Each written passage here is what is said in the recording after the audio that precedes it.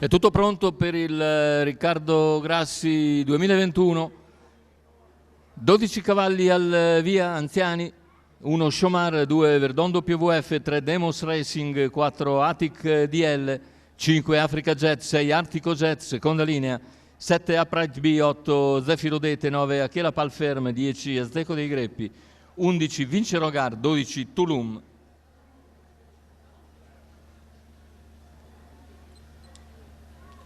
Favore del pronostico per Demos Racing, numero 3 Enrico Bellei, partenza sicuramente determinante, macchina che accelera con la velocità iniziale di Africa Jet che cerca di sorprendere tutti, ma è Demos Racing che scende alla corda.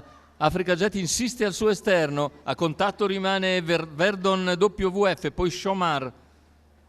Desiste a questo punto Africa Jet e Demos Racing guida 14 secco il lancio, mentre in seconda posizione Serra sotto Verdon WVF tenendo all'esterno Africa Jet, più indietro Shomar in terza posizione, mentre Atic DL segue più indietro all'esterno, coperto comunque alle spalle di Africa Jet. Poi tutti gli altri a seguire. Cerca di rallentare il ritmo dopo il primo quarto in 28,9. Enrico Bellei 45 per i 600, si viaggia ora a ritmo turistico per la categoria. Siamo davanti alle tribune con Demos Racing in vantaggio, secondo posto per Verdon WVF, all'esterno si impegna sempre fin dalle prime battute Africa Jet con in schiena Atic DL e quindi Zefiro Odete. Un minuto esatto il passaggio agli 800. All'esterno c'è anche Achela Palferm, mentre lungo la corda viaggiano sempre Verdon WVF e Shomar. Il chilometro se n'è andato in 1:15,4 di tutto comodo per Demos Racing, che ora ha 450 metri da gestire per arrivare al traguardo.